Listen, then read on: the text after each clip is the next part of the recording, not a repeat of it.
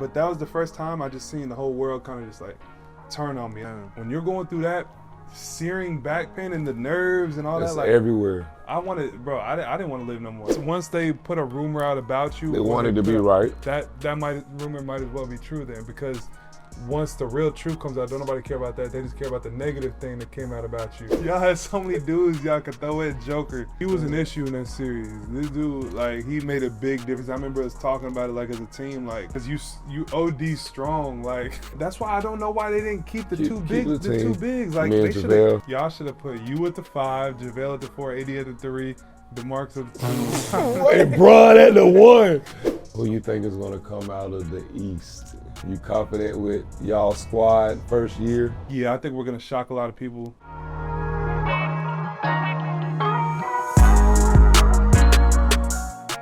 What's up, y'all, and welcome to the greatest podcast ever, Above the Rim with Dwight Howard, where we hear no evil, see no evil, and speak no evil. Man, we got a crazy episode for y'all today, all the way out here in New York City. But before we get it started, I need y'all to hit the like button, subscribe, and leave a comment, and let me know who y'all want to see on the show next. But we got one of the flyest, one of the coldest, one of the sharpshootingest guys in all of the NBA here today. He just made his way down to Brooklyn, but before we introduce him, I gotta give him his trade prize. Because I didn't get a chance to come to Brooklyn, and they had a prize for me. So instead of me getting it, I'm gonna give it to him. So let me find it. Did you put it in? Yeah, where the snacks at? This is yours? Nah, that's me. Oh, that's yours. I'm about to say, dang. I said, boy, you been stealing this shit. Where it go? Oh, shit. Where did y'all put it? Man, why would you put it right here? No. Here you go, Mo. Yo! Yo, hey, I know everybody saw that one now. That might have been one of the coldest. That might have been one of the coldest ones ever. And just when I give it up for my boy Michael Porter Jr. Woo, hey, man. I know I just got you, but I had to do that because... Nah, you good, bro. What happened, bro? You blocked me on Instagram. I've been trying to hit you up. What's going on? Nah, I deactivated the gram. You deactivated the gram. I'm about to say, he was mad as hell this whole day. He's like, yo, nigga blocked me right before the episode? Nah, during the season, sometimes I deactivate my joint. For real? Yeah, that's all, bro. I be wanting to do that sometimes. Yeah, what's your thoughts on that? I used to do that when I was in high school too. I don't know. I go through moods, man. I think I accepted the fact that I'm bipolar. For real? I don't know. That's what it feels like sometimes. You just feel like you got multiple. It's just like, okay, like sometimes I'll be all with something. Like I love doing the podcast. I love talking. I love whatever. Then the next week, next day, I'm like, man, I want to do something else. I want to just not speak, be at the crib. Like, the last podcast I did, I was like, man, I'm done. I'm done getting on other people's podcasts. I'm going to just lock in for the season. I'm getting off the gram. I'm going silent. But then my boy hit me up and I had to hop on here. So that's why we here. When your birthday? Are you I'm June 29th. June, so you're a Gemini. Cancer. Cancer, you are right there after Gemini. Okay, because, yeah, that's crazy. Let me ask this, because Dwight always talk about when he first got in the league, how social media was just coming into play. Yeah. And he was one of the early movers in the league. Didn't really like him being up there. Mm-hmm. And now I see it's changing a little bit. I think JaVale was talking about teams. Yeah. Now they be asking you, do you got a social media? Do you have social media handle and all that stuff? What's your thoughts on social media and balancing that during the season? I mean, it's definitely a balance. Like, I feel like social media in a sense is like taking away some of just the purity of everything, the purity of the game, and just purity of like, now everybody's just so focused on like building their own brand and self-promotion and all that. And for me, it's like, that's cool. Like, everybody should do their thing and, you know, try to create a name for themselves. I think social media is great. But for me, I like to like live my real life and not have the distraction. A lot of people value their appearance on social media more than they value their real life. And for me, like when I catch myself in that mode a little bit, then I'm like, nah, it's time to take a step back. Let's lock back in on what matters. He just did a show where he ain't had his phone for 7 days. 7 days, I loved tough. it. I loved it. I did that this summer. I went to Costa Rica after the season to like reevaluate how I'm feeling about the season, how I'm feeling about basketball, how I'm feeling about life. Put the phone up for 4 or 5 days and just relax by the beach, relax by the pool, do some journaling. Like, to me, that was some of the, I'm about to do it every year. No, that's amazing. And I think that's really good for your mental health. And I think a lot of people skip out on that because I don't think they really understand how the life that we live as NBA players, we need those moments because we got so much going on. So we might have a moment where it's like, shoot, I want to do this, I want to do that, I want to do this. Yeah. But then we have those times where it's like, I don't want to do nothing. Yeah. I don't want to talk to nobody. I need to reevaluate my circle. I need to reevaluate what I just went through. And I think that's good that you're doing it at a young age. How old are you? 27. 27. Yeah. That's young. You know what I'm saying? I just figured it out that I mean, you've been through some problems with your health and stuff. I didn't realize how much your like mental and emotional health can play a part in your body and your well-being. So that's what got me into it. Was like I was so good at paying attention to the physical side of life, like being in the gym, working on my core, doing this, doing that, trying to keep my back straight. I met a lady who introduced me to the fact that, man, keeping your mental straight, keeping your emotional straight, making sure you work through your emotions, that plays a big part in feeling good. So that's what got me into all that. That's true, man. And, you know, it's crazy, like, that's why I smile so much, because, like, it kept me away from stress. Because when I did get stressed, I was stressing so much, it hurt my back. And I would end up having to have surgery. Yeah, and that's the worst. Muscles tighten up. Everything is tightened up because, remember, this is your nervous system. Exactly. And if you're anxious, if you start stressing about everything, it's going to go to your back. And so I know you had back problems. We talked about it before. You know what I'm saying? So for me, during those times where I had those back problems, I was stressing out so much. 100%. Me because too. I'm not letting everybody know this. I'm still trying to be cool, but it showed in my body, and your body's not going to lie. And that's why I really had to step away from the game at sometimes, step away from people, step away from my phone. And I did it on the show Side Man. It was called Inside Man on Netflix that we just did, 7 days away from my phone.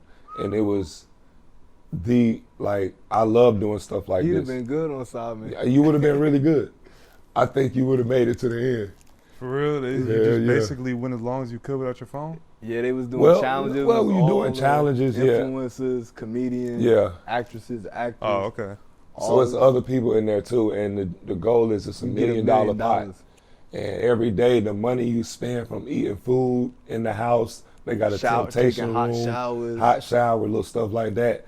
You lose money, and at the end, whoever is the last person, all the money. They get all the money. So I think this pot was like 200 racks. So it'd be people not showering, not eating, all that. No, they was probably not eating.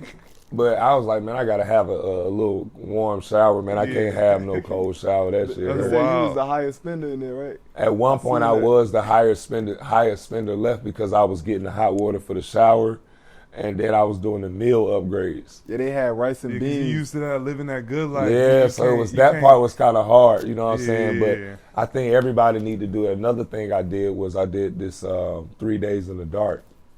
That's no phone, no light, no nothing for 3 days. Yeah, I think I'll struggle with that. No, I think you'll do good. You just sitting in the dark room, no phone, nothing. So you got a room. It's a room. It's like a little cave. So you have your little bed, then you got a little sitting area in front of your bed where you could like just chill, like if you want to stand up, stretch, and then to the left of that, you can't see none of this because it's all dark.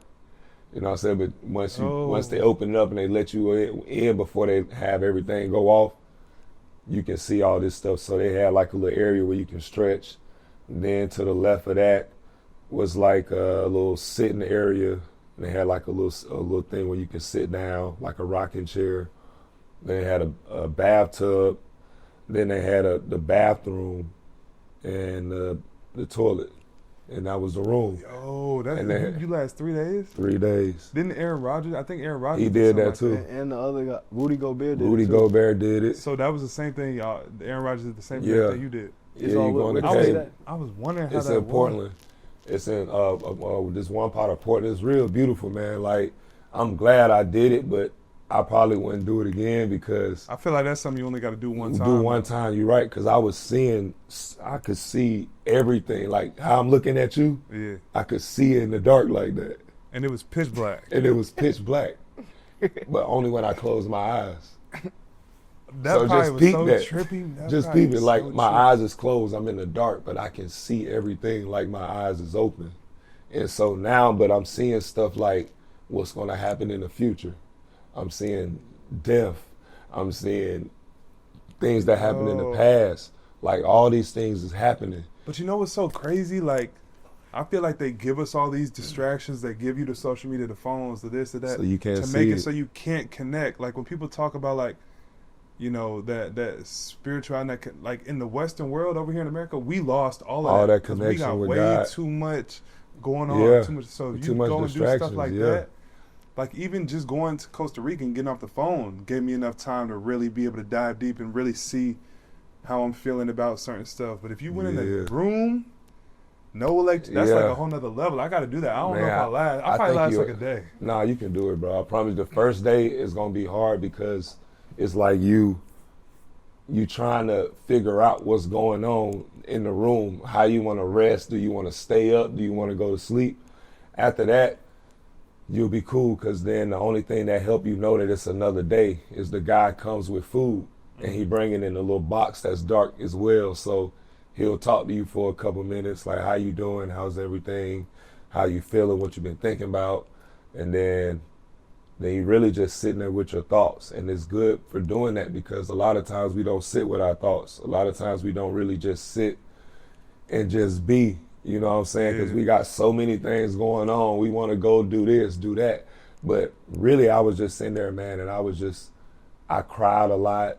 I was mad for a minute. I laughed a lot. But then when I finished and came out, I was like, okay, I needed that. Yeah, You that's was in the needed cave, that. right? Fired up. I was in You the don't need cave. no cave. Just turn out all the lights in your shit and don't leave the room for 3 But days. who's really gonna do that? Like that's Just why you gotta yeah, go do something. yeah. You gotta get out to go do it. You Yeah, gotta and like that's get out of crazy. the I'm glad ordinary. you did that though. Like, I can't imagine doing it. I'm gonna look into that because when Aaron Rodgers said he did it, I was like, yeah, I got to figure out how to do that. That's wild. You did that though. What was your purpose? Like, what was your reasoning for doing it? So for me, I be trying to find any and everything in the world that I could do to like expand my willpower, expand my mental intellect, expand like just anything. I want to grow in all areas. So like I did the Special Forces show, and that was the first season of them doing the show where we had to do all these different things with the military. Set on fire. So, yeah, getting set on fire, Tear gas. fighting each other, jumping off cliffs, trusting that somebody will catch us. Like we doing all type of crazy stuff. But that really like made me feel like, yo, I could do anything. And so now by doing it, it really helped me with my children, with, you know, my family, with everything that we doing. Is because it's like, I know that it's all mental. Like nothing in this world is impossible. Like we if you can already do did the anything. most extreme stuff, now all the day-to-day little, Yeah. like all that, Yeah. comes easier. But the extreme stuff is really what makes everything, like, makes me be grateful to do all the other stuff. Like, I don't want to get set on fire no more, but by doing it, it's like, damn, I know what it feels like to get set on fire and what to do if I am on fire. So I'm safe in that aspect. I know how to, like, we had to do drown proof testing, like jump in a lake, go to the bottom of the lake, push up to the top, get air, go back down. We do it 25 times with our hands and our feet tied up. Like, who really doing that? Yeah. You know what I'm saying? So doing all this stuff, it made me feel like, you know what, I really can do all things if I you put did my that, mind to it. if you did that probably the first few years in your career, Yeah, As I great would as he probably, was, you probably- yeah, you I would probably take would've- off even further. you probably would have been the best. Yeah, I didn't know I didn't even know what I was capable of. You know, like Yeah. I wish I can go back now and be like, dang, man, I was capable of so much, but I had so many distractions. And I think that be the problem with all of us, Yeah. you know, players and stuff like that, is so many distractions to keep us away from our true purpose. And even with playing, even though this is the purpose that we have now and stuff like that, I feel like it's so much more that we have, but we get caught up and wanting to be the best at this sport. You know what I'm saying? So, but how do you deal with that? How do you deal with that part of, wanting to be the best in this, but knowing that you got so much other avenues in life that you want to cover? Yeah, I think for me, like, that's why I feel like my injuries and stuff in some roundabout weird way was a blessing in disguise. Because before any of my injuries, I was the best player in the world. All I cared about was hoop, had no other hobbies, wanted to be #1 draft pick, wanted to be the best player in the NBA, and that was my expectations and goals for myself. Once I got hurt in college, I actually kind of got hurt before college, but once I had that first back surgery, then I had some nerve issues, and then I had another surgery when I got to the NBA, and I kind of saw before my eyes, like, I'm still going to work my hardest, but my ceiling may not be what it is no more. I might not be able to be the best ever or whatever my goals were. Then I kind of got to, I feel like I'm getting to the place now where I'm realizing, man, basketball, as amazing as it is, it's changed my life, it's my passion, is not my purpose. You know what I'm saying? So before, I didn't care about no purpose. I just cared about hoop. Yeah. Now I can kind of look at basketball like, yeah, this is my passion, it's what I love to do. I still want to, as long as I do it, I want to give it my all, but it's not my purpose. And I feel like that's why now I'm starting to do my little podcast thing, talk a little bit, use my influence, use my voice to kind of make people think, you know what I mean? And that's why it's dope. Like, a lot of people wait until post-career to do it, but for me it's kind of cool. While I'm still playing, basketball is my passion. I still love to do it, but my purpose is way deeper than that. Way deeper than that. And it's like we're told as basketball players, as athletes, as entertainers, as whatever to, that stick to one thing. This is who you are. They try to create robots out of us and make us feel like this is all we're supposed to do. Yeah. But that's kind of a trap too, because it's like that's not all we. You know what I'm saying? So I'm finally starting to realize that a little bit.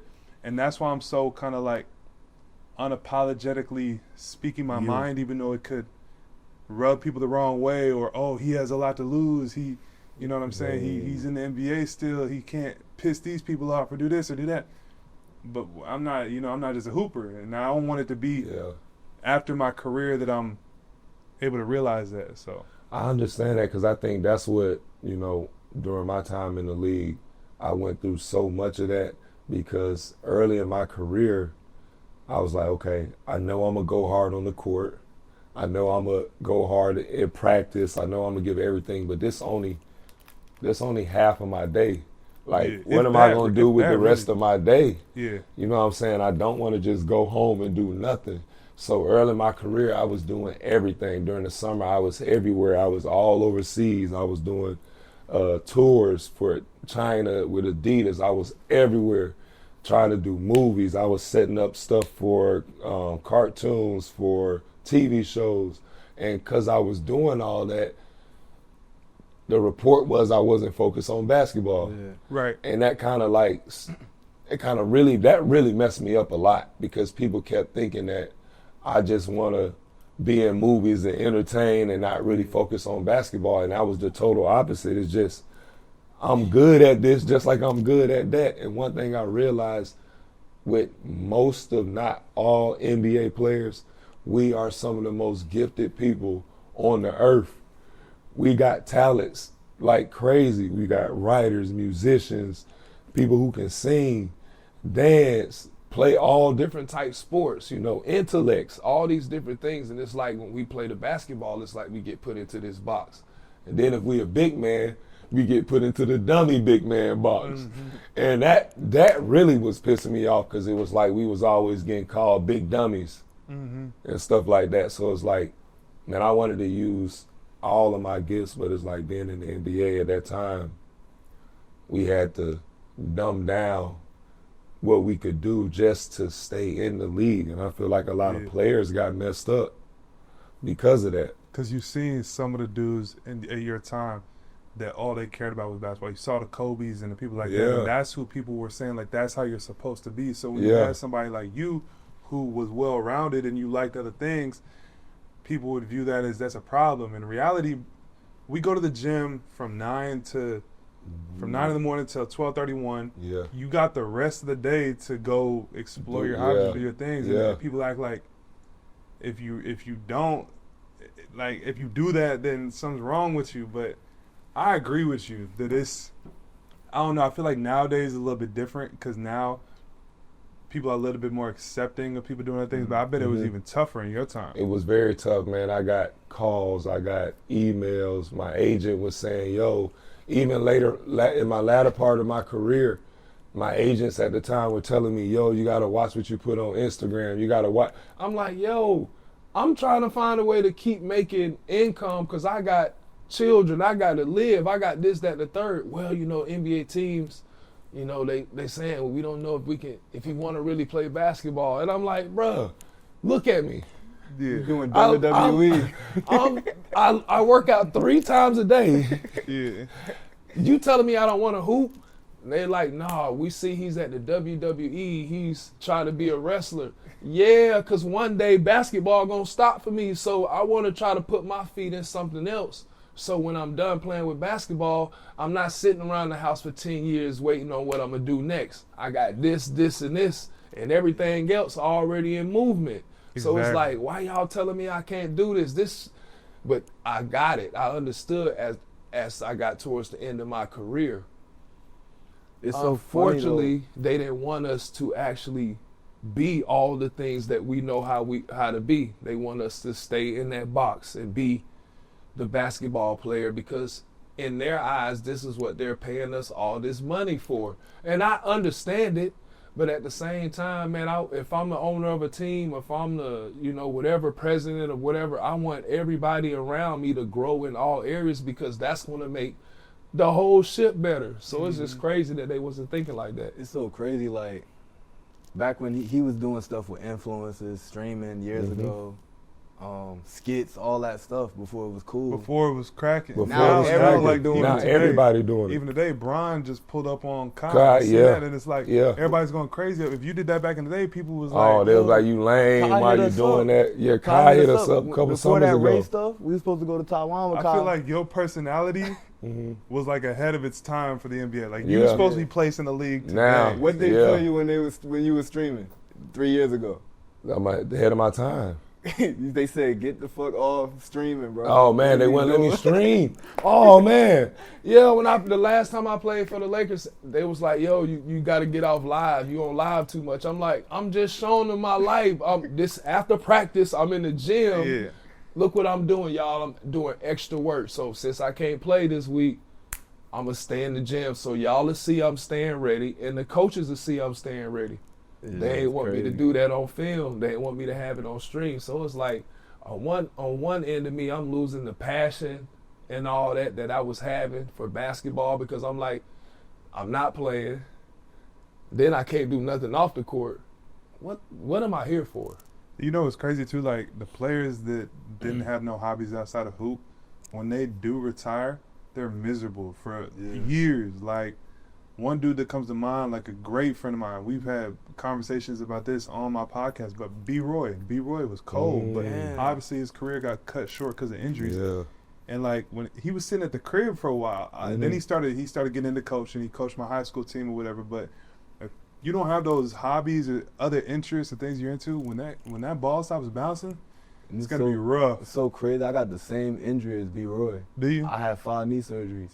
Wow, meniscus or ACL or what? The ACL and the cartilage thing he got. So it's crazy. Like he had it when he was 26 and had to retire. Yeah. I'm 26. Oh, that's wild. I had the same exact shit. So it's crazy you mentioned B. Roy. And like, I wanted to ask you with you. You had 3 back surgeries. Yeah. He had 2. Hey. What I seen you put in a podcast. You were talking about like you look at your high school highlights and look at how you used to play. Like what are some of the things you missed from before you had the injuries and where you think your ceiling? Yeah, I mean for me, like my injuries were just tough because back pain is one thing, but once it starts hitting the nerves and the nerves get kind of damaged, it's another thing because your nerves control your muscles. So for me, my nerves got damaged and they controlled like my muscles in my left leg. So I used to be a high flyer left foot jumper. Could jump from the free throw line. Like, you know, I used to always just jump off my left leg. That was my dominant leg. Mm-hmm. Once that nerve got damaged ever since, like, I've had to revamp my whole game. Now I got to jump off my right leg mostly. Now I wear this brace on my left leg that's super uncomfortable. So every day going into practice, going into the games, I'm not really comfortable out there like I want to be. So, like, looking back on my old stuff, it's tough because it's tough to reminisce when basketball was just go out there, have fun, be free, don't overthink, and just compete. Now there's so much other stuff that goes in with it. Do you think it's harder now for kids, especially in America, to really have a chance to make it to the NBA than even though, like, I know, like, for us it was crazy. Like, obviously it's a 1 in a million chance to make it, but do you feel like because of how much money is in the game now, how international it is now, do you feel like it is going to be a lot difficult mentally and physically for these kids to make it? Yeah, I mean, I'll say yes and no, because on one hand, because you got the social media, everybody can be seen now. You can go to some small school, put out an Instagram video, go viral, now you're on people's radar. Right. So in that aspect, I think it might be easier. But I think in terms of like I don't know, like kids is still getting better, but at the same time, the distraction thing comes into play too. Now kids want to be influencers. Kids want to get a bunch of followers on Instagram and do this and do that. And how many kids are really like putting in work? In on basketball. I don't know. Yeah. But at the end of the day, there's still gonna be 60 draft picks every year. So yeah, but it's the least amount of people this year. Every year the number's been dropping. For real? Yes, with people entering into the draft and wanting to be drafted NIL. because of NIL and stuff like that, and amount. Then the internet and all those different things like that. You the had NIL messed up a lot, I think. That's why I wanted to ask you. You had one of the greatest high school mixtapes, right? Hell yeah. He was averaging like 30 what? 36, I averaged 37? in my senior high school. B. Roy is my coach. I averaged 38, 15, and like 5. 38, That man was 15, short. and 5. You was And 6'10"? Number one team in the You- country. Yes, how tall- same height. Same height is crazy. What, you was always a guard, like Yeah, I was even more of a guard back then because I didn't have the the back problem and the nerve problem. So it was bad. Like, So- that's what I'm saying. That it was if that didn't happen to me. So when you were young, before high school, what was your inspiration with basketball? How was like your pops and stuff like that? How was he, involved in that? Yeah, he put the ball in my hand when I was 3 years old, and at first it was just same thing. Same thing. Yeah. at first it was like, do you want to do this? And then when I said yeah, from that moment on he really pushed me. So then when I got to like 5th grade, probably 3rd, 4th grade, he was, because I was playing every sport. And then he was like, if you want to be great at one, you got to focus on one. So that's when I locked in on basketball. He pushed me. Like, I look back, you know how we're doing some of this self-reflection work? Like, I look back on some of my childhood and I'll like think like, man, like from a very young age, I learned that to receive affirmation as love because my dad would clap when I would do good at basketball. So on one aspect, I look back on, I'm like, some of the reasoning for me seeking the approval of fans or people like this goes back to childhood, but at the same time, my dad telling me every single day that I can be in the NBA, be one of the best players to play. Like, that's the only reason I'm here. So I got like, I don't even want to say trauma, but I got like some stuff from my past but at the end of the day, that's why I'm here. So my dad was there every day telling me, you can be one of the best, you can be one of the best, you can. And it's always positive. Even when it came to shoot my jumper, like he taught me all that. Like he wouldn't let me scoot out on the court until I mastered right here. So you know how like I'll shoot a real jump shot from 3. Like I'll jump off the ground and shoot a lot of people shoot a set shot. I shoot a jump shot. It's because my dad, he wouldn't let me move out on the court till I could shoot the same exact way. That's tough. Was I he a gotta good thank shooter? my pops for a lot. Was he a good shooter when he? My dad was nice. He was You 6'4". came from a basketball family, right? Yeah, my mom's 6'4", my dad's 6'4". My dad could shoot. My mom was the best though. She still holds records in Iowa. And like an all-time scorer. She scored 75. 75 in college. points. She in averaged college. like 50 in She high averaged school. 50. So your mom is where you get the scoring and stuff from like that. Both, but like my mom at 6'4", as a woman back in the day, that's like 6'8", That's crazy, yeah. 6'9". That's still tall now. Yeah, 6'4". Playing. You had like, you came up with 8. How many siblings? I got 7 siblings. 7 siblings. Y'all all hoop. All of us. Who was the best out of all of you? Probably me, but Growing up, though. my sisters were really good too. But the thing was, we grew up vegetarian, so all of my siblings have dealt with some type of injury, and I'm thinking that part of it could have been our diet. We really weren't getting no protein. Like vegetarian, like yeah, you can do it, but you got to do it the right way. You got to have a chef who's also making sure you're getting the right nutrients and getting protein through like quinoa and this and that. We were just eating whatever, but we weren't eating. Saying your bones. But that's weaker. tough though. I don't know. But see, because I've been thinking about, I haven't changed to vegan when I played. I was thinking about that. I know a lot of players are vegan. Kyrie. Like Kyrie and DeAndre Jordan. But like, if you look at the animals, the strongest animal in the world is Just eat fruits and berries. Eat fruits Gorillas? and berries, yeah. So it's like, at some point I was thinking maybe, but then also, the protein is good. I think that's also good for us. So maybe it could have been a part of your diet and stuff like that. We too. wasn't doing in the youth vegetarian the stage. right way. We was eating like chips all day. You know what I mean? Snacks and We weren't doing all doing that the right way. Snackatarian. But I don't know if that caused your injuries. I think you also with the NBA too, man. We be playing and well, back then we did a lot of traveling and playing so much. I think the minutes is down now. I don't know how it is, but we played and practiced so much, it was more injuries. And I we think really would go to a tournament and play 4 games a day. in high school, right? That That was the best. Warming up It and seemed cooling like it down was 4 the different best. times. That's tough. But that was a lot of basketball. But I think because we did that, we got better faster. Yeah. You know what I'm saying? Yeah. And What you, in terms of college, where you from? You from I'm born in Indiana, grew up in Missouri. in Missouri. the show me state. Yeah. What's the hoop culture like there? Missouri smooth. You got my man Sean from Missouri. He could probably give you all the names, but I mean Jason Tatum from there. You know what I mean? Tatum. Larry Hughes. Yes, he is. Who else is from? Larry Larry Hughes, JT. Fire. He talking Who about Larry else? Hughes. Larry Hughes was fire. Nah, Brad yeah. Beal. Who? Brad Bradley Beal Beal. from St. Oh, Louis. Bradley Beal lives from there. And everybody trained with Drew Hanlon. Drew Hanlon. But I'll say Indiana is the hoop state. That's The in hoop grassroots basketball. That's where, oh my gosh, like Yeah. kids was cold. My 5th grade team, we won AAU nationals. We had So like, you moved to Missouri after 5th yeah, grade like type 4th, shit. 5th grade. Yeah, that's where Indiana's where the Hoopers is at. He gonna have for to sure. use Indiana to beat Jersey. He gonna have to. Does Indiana beat Jersey? I But said that's he where gonna you have from? to. I'm from Jersey. No. He from Atlanta. Oh, I'm He from can't Atlanta. beat me neither. We But- talking about like what we've been talking for a while. What state has the best Hoopers, hoopers hoop ever? culture and stuff. I think Indiana's up there as far as hoop culture. Mm-hmm. I don't know about NBA players.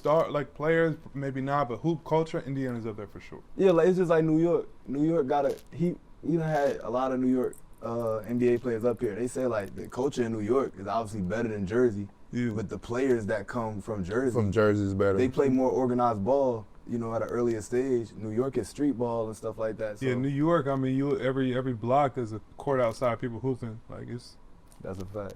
I What love played New into York. your role going to Missouri? You just wanted to stay home, or Well, I moved to Seattle my senior year. That's when I played under B. Roy my senior year of high school. Committed to Washington to play under my godfather, Lorenzo Romar. Seattle got hoopers too. yes, they do. Markel, DeJounte, Jamal Crawford, IT, B. Paolo. Roy, Zach LaVine. But I committed to Washington. We had the #1 class coming into college.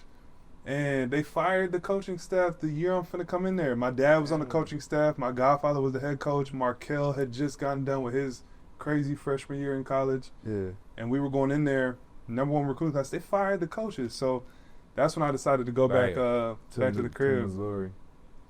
And then how was college? Like, what was your best and your worst moment in college? See, that's when my kind of injury stuff started. So like, I'm sure similar to you, like for a large part of your life, there wasn't a lot of negativity. Everything was just basketball came easy to you. You was a prodigy. You was this. You was that. Then stuff started. You go from here to here. And Real for me, quick. that's what happened. Like I went into Mizzou, committed to Mizzou. The whole attendance of the school skyrocketed by thousands of people just because I'm going to play basketball there. super excited about me coming there, #1 recruit, supposed to be #1 draft pick, supposed to turn the program around. And that's when my back stuff happened, and I didn't know what was going on with my back at first, so I'm trying to like feel it out. I go into warm-ups for the first game, and I can't jump off my leg because of the nerve issue. Yeah. So I check myself out of the game after 2 minutes. They say he's out for the season. They say I'm out for the season. Yo, Did you cry? That was my first time. Like everybody just turned on me, dog. Did you cry? Huh? Did you cry? Yeah, I probably cried. But back then I wasn't in tune with my emotions. I didn't even know how to cry. I was just like, I really didn't know how to process stuff. But that was the first time I just seen the whole world kind of just like turn on me. And I think that was like, you know, you got core memories in your life. You got core things you kind of hold on to. That was one of those times for me. Man.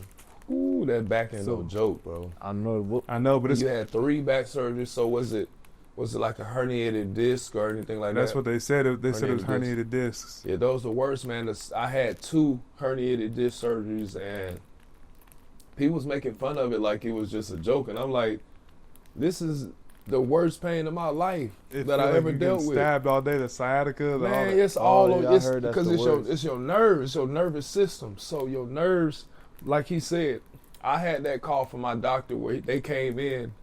This is my 9th year in Orlando. I had hurt my back. The doctors asked me to come to the office. I get to the office and they tell me that I might not ever play basketball again. Mm-hmm. And so I did cry. That right there will make the pain worse too, because the fear. Yeah, every time you cry, sneeze, every time you do anything, it makes the pain worse. Mm-hmm. So the second time I had that the back surgery, before I had it, I tried to play through it for about 3 months, 2-3 months, but I couldn't sit down for more than 10-15 seconds. You got to sit like this. That didn't help me. I couldn't sit down. I had to stand up on the bench the whole game. I had to stand up on the bus, the whole bus rides. You was doing that too? All that. Like on the plane, I had to get a bed because I had to lay flat on my stomach. I couldn't even lay on my back. I didn't want to lay on my stomach because that's the only comfortable position. But then once you stand up, it made it worse. For real. It made it worse. I was like, bro, at one point I was like, man, I want to live. No, that's how I was. That's how I was. You felt like you want to live? My last podcast I released a couple days ago was with Nicole Sachs. She's the one that introduced me to the emotional work and the repressed emotions and how that changes your nervous system, and you get out of fight or flight and you can go into recovery, parasympathetic mode, and how that can like ease your muscle tension and your. So I labeled the podcast. I was like, Nicole Sachs saved my career, but I probably could have labeled it like Nicole Sachs saved my life, because when you're going through that searing back pain and the nerves and all it's that, like everywhere. I didn't want to live no more. Like I'd be in the bed like punching stuff like hot. But yeah, I can't even get that mad. I was crying. Like I didn't want to. Like I was like, damn, man, I gotta get surgery or something. I gotta get this off my back, because it was the worst pain of my life, and just, people was making jokes about it. So that will piss you off, man. But that's why, like I say, oftentimes, I don't even know if he's seen some of the times I've said it, but that's why I feel for Ben Simmons, because there's a very few people who can relate to his situation and then relate to people kind of clowning him and acting like he doesn't want to hoop and acting like he doesn't care and got no work ethic. They don't know what me and you know about how that really can. Yeah, that hurt. It messes you up mentally like too, because you like, man. Like that though. Like you said what? I had like the thing I told you with Brandon Roy. Like I had the Lonzo Ball surgery too. He was out 2 years. People commenting, motherfucker don't want to play. Oh, because you hooped? Yeah, I used to hoop. Okay. And the same thing, like you said, the first game in my college, they said out for the season. I cried. Yeah. But I'll be like, yo, why do they think that they don't want to get healthy? Yeah, I don't know. People be tripping. That's why. That's another reason. You can't stay on that social media all day, because people thrive off of trying to make other people feel bad. And they don't even be really meaning that stuff. Like they just be saying stuff to see if you gonna respond, to see if you gonna get offended and try to do anything and do also, they be like, back. Shit, if you step on the court, they don't give a fuck. It's just like you with the Lakers, your first back surgery. Yeah. You came back 6 months early.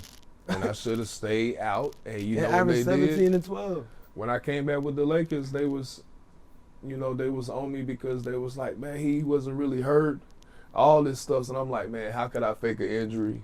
You know, how could I do this and do that? But I think that's just people, man. When they see you doing good, they don't want you to do good, and misery loves company. So all the people that's miserable, they just want to pull you down. And unfortunately, when they made social media, they just gave people so much access to us. And I think really, like, on the spiritual side, when people have access to you, so many things can happen. So many people can put, I hate to say it, spells, and people can say things about you just because of them watching you on this website or your Instagram or your page. So think they know you. And they think they know you. So, like, it'd be real hard, man, and I'm glad that to see it here, like, you got your head on straight, because I tell people all the time, like, for playing in the league for so long, you could lose your head. Mm-hmm. Your mental could be really gone, you know what I'm saying? Because we face so much stuff. When people see us and they see we got that NBA affiliated with us, they gonna assume everything that come with NBA player, with every single player, that they got billions of dollars, they got billions of this, they got A, B, C, D, E, F, G, they got the whole alphabets with list of stuff, you know what I'm saying, from money to cars to the women to houses. Yeah, they have it, huh? I wanted to ask him, because Dwight, he said he was a virgin to everything before the NBA. Small school, only 16 kids in his graduating class, and never smoked, never did nothing. So he got the keys to Orlando. For you, coming from college, going to the NBA, was there like a shock, a culture shock? Yeah, there was. I would say mine probably happened more because you went from high school. Mm-hmm. So mine was my first year of college, because we probably have similar stories where it was like good family, they shelter you, they keep you on the right path.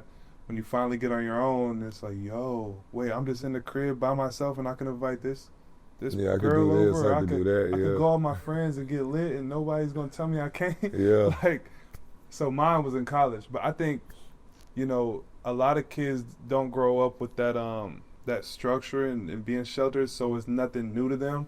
But for kids that grow up in a good family, like I had 7 brothers and sisters, we was homeschooled for the most part. You know, my mom and dad raised us to follow God and all these things. And when you get on your own, it's just, man, them temptations can get you, boy. So similar situation, I would say. I lost my virginity in college, so I would say probably around the same time. Shit, you say he lost his in the NBA. That shit. Probably 18, 19. Like, I lost mine to a little thotty too, dog. I'm not gonna lie, like, I'm not gonna hold you, dog. I'm so mad to this day. You say you was mad? I'm so mad to this day because, like, nah, it ain't no good story. Like, it's not a good story. I was in college and one of my teammates had a girl coming from his hometown or whatever, and I was like, yo, tell her bring a friend, you know what I'm saying? He brought the friend up there, and that was my story, but similar to 30 him. seconds. Hey, dude, that's how it be sometimes. Shit, I lasted 30 seconds my first time too, shit.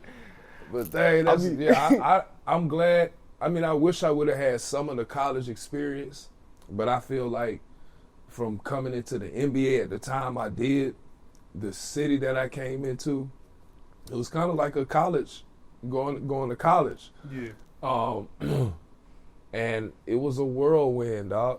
Like, I can't imagine that though, because college is different. I still didn't have no money. Like, I'm still kind of living in a whack apartment. You went from not seeing nothing to be given everything. The keys of the city, number 1 draft pick, right? Number 1 draft pick, first millions of dollars. Average a double-double. Man, so people will never ever be able to empathize with your story because they were never given the access, immediate access you were given. But man, if you take any of these people that got comments to say about you, or if you give them the same exact scenario, they probably would end up worse. Because they would go wild. Because money money. I think when people get money, it magnifies everything. Who they are, their personality, what they like to do, all type stuff. You know what I'm saying? You could see how a person is from what happened if they got a chance to have a lot of money. And that's why I was saying, for a lot of us, we come out of this situation and we have our minds and we have money left. I think that's great because one, the contracts like they are now is crazy. But back then, man, we done seen so much stuff. We done endured so much stuff that truthfully, a lot of us happy to just make it out alive. You know what I'm saying? I remember guys that was in high school with, even like myself, who didn't have no tattoos, nothing. I got tattoos all over my chest, my arms and all that stuff. I was someone who said I didn't want to have kids till I got married. End up having kids out of wedlock. You know, so there's a lot of things that could happen and go wrong, right or wrong, in the NBA. I'm really just glad that, you know, I got my family still, the stuff that I do have. And go ahead. I was gonna say we had that argument back a couple podcasts ago. He was talking about how like Snipe was saying NBA players don't got game, right? Because they don't gotta use it, right? But you gonna see where I'm going. Yeah, I remember that. He lost his, obviously in the NBA. You said in college. I always say like for him, it's like he was a millionaire when he had his first experience with girls and stuff. Like other people, they get, you know, they get like training opportunity. They could learn discernment. They could learn. When you got money, people will do anything. It's gonna be yes, you know. Or honestly, clout. You don't even need no money these days. If you just gotta have clout. aura. They'll do anything. Say aura. Just gotta have a little aura. Like, you never know people's true intentions. Yeah. You know, his experiences with women and stuff like that. Y'all experiences like it's not regular experiences. Like how you deal with, you know, controlling. Like I think you said something about you test people and stuff, right? The people that come in your life. Yeah, like, and like some of that stuff, like it be coming off wrong, but it's coming from the standpoint of like you don't know people's intentions. You don't know these females' intentions. You don't. So like I be trying to like gauge like, man, are you here like for me, or are you here because you trying to? But at this point, I do got some discernment. Back in the day, I don't think I did. Like, that's what I'm asking. Yeah. Back in the day, I don't think I did. I could have easily got some shorty could have hit a lick on me easy. So when you first came in, but I think that's all of us because we young. Because we seeing everybody like how we are. Like we're giving everybody a pass or whatever because we good people. And a lot of times, nice people get taken advantage of. You know what I'm saying? This is a whole new world, man. Like, luckily, when I got drafted, I went to Denver, so it wasn't a crazy city. You know, I'd already had the experience of college. I already kind of went into the league knowing I wanted. I kind of went through that stage of like figuring out my faith and what direction I wanted to go. I kind of had that in college. So by the time I had money, I knew I needed one of my bros out there with me. Like I knew I couldn't be a good dude and walk a good life by myself. So I had accountability partner. I had a homie come out there and stay with me those first couple of years and just kind of, he traveled with me, make sure I didn't get into too much craziness because at the end of the day, like I say it all the time, man, some of those things can really destroy you. They can destroy your career. So if you don't have people that are helping you, and then the thing is with the money and the access, you can't give any man millions of dollars, 5-star hotel room in the biggest and the nicest cities in the world with, you know, women waiting in the lobby and people willing to do this for them and do that for them. You can't give nobody that and expect them to be a saint. Come on, man. That's impossible. Come on, man. You give the wisest man, Solomon, the wisest man in the world to ever exist, you gave him all the wisdom and all the riches, and he still was folding left and right. You know what I mean? Like, he still fell into temptation. Samson, strongest dude in the world, fell to temptation. You know, David fell to temptation. Like, it's so, that's just, so you can't give nobody the whole world and expect them to just not fall. We're human, you know what I'm saying? So, and I said, like, a lot of y'all don't got time to vet people. Y'all traveling every 3 days. That's why I keep a small circle. I got my family. I don't be letting new people around me like that. That's one thing about me. And I know, well, how many siblings you had? I only have 2. So, like, for you, when you came to the league at 18, you still a kid. You don't know who to trust. For me, I had my parents who kind of had walked similar shoes as me. I had my siblings who kind of kept me grounded. So it was a lot easier for me to, like, vet people because I could just, Mom, Dad, what y'all think? What you think about this? What you think about that? For you, I'm sure. It was tough, man, because, you know, I'm 18. I went to a super small school. There's only 16 people in my class. So, like, growing up, I wasn't aware of nothing that was going on but basketball because that's the only thing I knew. Basketball, God. That's it. And the same 16 since K through 12. The same school, my same classmates all the way up. Everybody was the same. So that's crazy. You know, I wasn't used to nothing. You know what I'm saying? Yeah. I'm used to everybody, like you said, with your pops. I'm used to everybody cheering me on. Everybody telling me, man, you can be great. You can do this. You can do all things. So when I get to the NBA and I hurt, you know, my back, or I say I want to get traded, now I'm seeing the whole other side of everything else. And that made me like, dang, this is really how it is. Yeah. You know what I'm saying? And that was really a harsh reality, but I'm glad that it happened. And it's crazy, like you said, about the injuries and stuff like that. I'm glad, you know, all those things happened, you know, without those injuries, without those moments away from the game, you know, maybe something we was going to miss if we didn't sit back. You know what I'm saying? So it's kind of crazy how everything worked out. Hey, y'all. Sorry to break away from the show. I just had to let you know that there's a reason why I'm a basketball Hall of Famer. Just like there's a reason why Morgan & Morgan is America's largest injury law firm. With over $25 billion recovered for over 500,000 clients, Morgan & Morgan has proven a track record of fighting to get you full and fair compensation. For over 35 years, Morgan & Morgan has been fighting for the people, just like you and I. When hiring Morgan & Morgan, it's like hiring an army that has your back. If you are injured by the negligence of another, you deserve to be paid. If you're ever injured, you can check out Morgan & Morgan. Their fee is free unless they win. For more information, go to forthepeople.com/above the rim or dial #law #529 from your cell phone. This is a paid advertisement.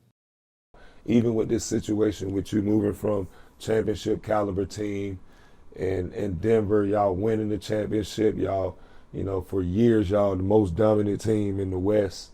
You're, you know, one of the best players on the team, and then you're about to start over in Brooklyn.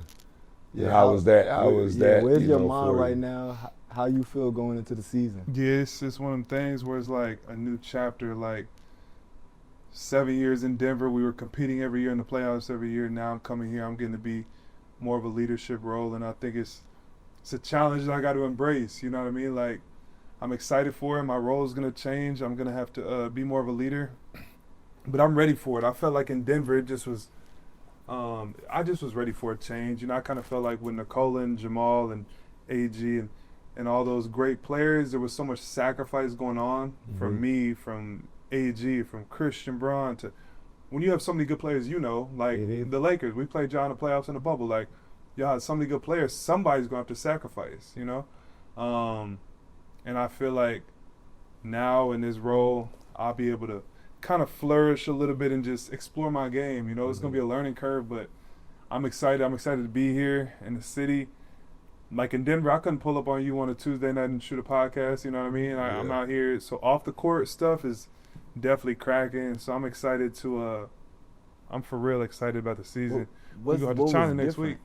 You going to where? China next week. Macau. Macau, yeah. Oh, the preseason game. Preseason game, fire. Yeah. Are you excited about the Knicks and the Brooklyn rivalry?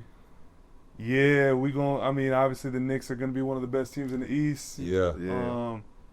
I'm excited for it. I'm excited to see what it's talking about because the Knicks, it's always rocking over there, but I want to see that Brooklyn, New York Knicks rivalry for sure. Who you think is going to come out of the East? You confident with y'all squad first year? Yeah, I think we're going to shock a lot of people. I think that we're gonna compete a lot more than people think. But the teams at the top of the East, I mean, I'm obviously gonna, you know, I've never been cool with losing. I'm trying to win as much as we can. I think the other teams that'll compete is like Cleveland, Orlando, the Knicks. But besides that, I think Atlanta will be a little bit better. Yeah, with Atlanta Kristaps. Yeah. But besides that, I think it's pretty open, you know, because A lot of teams got guys hurt. Milwaukee obviously still got Giannis, and they got pieces, so they'll be straight. But Indiana, Tyrese hurt. Boston, JT's hurt. Even though JT, I seen him on the court, he looks good, but so it's kind of open a little bit in the East. That's a good thing too, with it being open like that. And also, who was your sleeper on your team? A lot of people might not think is going to have a good season, or who's after you come into the team this year, who you've been watching. Yeah. That's like, dang, I didn't know he was like that. I think Tyrese Martin. Tyrese Martin? Yeah, he's cold. He's cold. Like, we scrimmaged the other day. He almost had a triple-double. He had like 25, 10, and 8.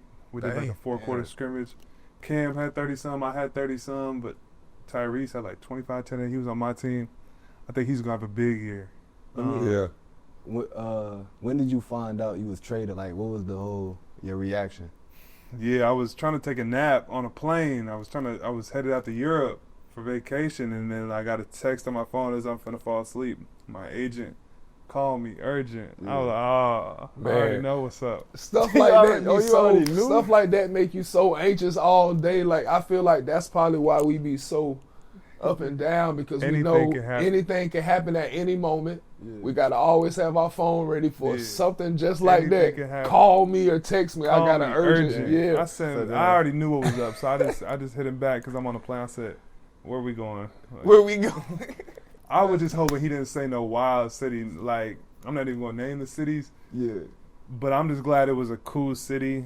You know, a good opportunity in Brooklyn. When he said Brooklyn, a lot of excitement and a lot of like, hey, I'm done in Denver. You know what I mean? It was a surreal moment, and then like I'm trying to enjoy my off season, but I'm having to worry about this trade, come out here, move out here, meet everybody, and but at the end of the day, like you said earlier, everything happens for a reason. So we out here now. We're gonna make it happen. They can do what it What's been the differences so far in the city from Denver to Brooklyn?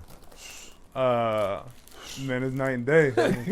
For real. Denver, I always been kind of like a to myself, chill dude. Never really went out all that much. So Denver was cool to me. I lived 2 minutes from the arena. I could shoot to practice, shoot right back. Out here is different, but it's like the energy here, you know? Yeah. Like I said, there was no pulling up and doing a podcast on a Tuesday night, going to a dinner place, and it's like it's a vibe on a Wednesday, you know? It's just so much you can do here.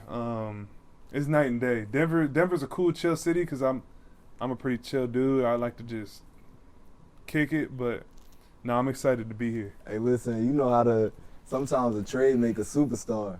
We done seen James Harden. Yeah. We done seen Macau. I would say Macau, Bridges. Who else? He came over here. Jalen Brunson. Yeah. We need you to turn into that suit. I'm a Nets fan. Oh, okay. So shit, I'm gonna be watching because it wasn't no one going to the games last year. I'm already knowing that 2K got him right on 2K because I just played against him on 2K the other day. I was green bean. Green. I'm like, man, he come out here splashing. Yeah, I'm locked in for sure. Shit, he got that. His rating got to go. What's his rating right now? 82? You got to take your shit to a 90. Yeah. Nah, his rating up. Not 82, is it? I think it's 82 this season. But tough playoff run, man. Tough playoff run. Who's one of your favorite players that you've played with so far or played against? My favorite teammate ever, Aaron Gordon. Was you there during the fight? Huh? The fight in Magic, Orlando? What about Was him? you there? Nah, he fought? Yeah, I think Aaron. No, not Aaron Gordon. I'm thinking about Aaron Afwalo. That's what I'm thinking about. Remember he got in the fight in Orlando? He fought somebody. He fought somebody, threw a punch, and the dude the other dude had him in the headlock or something like that. I remember that, yeah. You remember that move? I know what you're talking about. I used to watch NBA fights on YouTube. I used to watch NBA fights on YouTube. You in a couple of them, John? You used to watch NBA fights for real? Oh, man. You in a couple of them. Yeah, I used to look those up. I'll say AG, great teammate. Obviously Nikola, great playmaker, great teammate. Really all them dudes in Denver. A lot of guys came through there that I really rocked with. I love KCP. Yeah. You know what I mean? Even though he went on his podcast, I said I never gave him that swing pass. But I could pull up some highlights. I definitely was giving him some swing. What's your thoughts on the meme and never swing the rock meme? Man, I'm a play. Oh well, my role in Denver, I was a play finisher. I'm not the play orchestrator. You know, like if it comes to, and the thing is, I be in the gym so much, like I be feeling like a little fade midi or a little fade tray ball. Like I be feeling like it has just as good of a chance to go in as any other shot, as the good to great pass. You know what I mean? So, I guess it might be accurate, but. At the end of the day, that was my role. When I caught the ball in Denver, it's time to finish the play. That's your role. I'm letting it fly, or I'm attacking the closeout. Like it's time to get busy when I got the. All right, so I got a crazy question.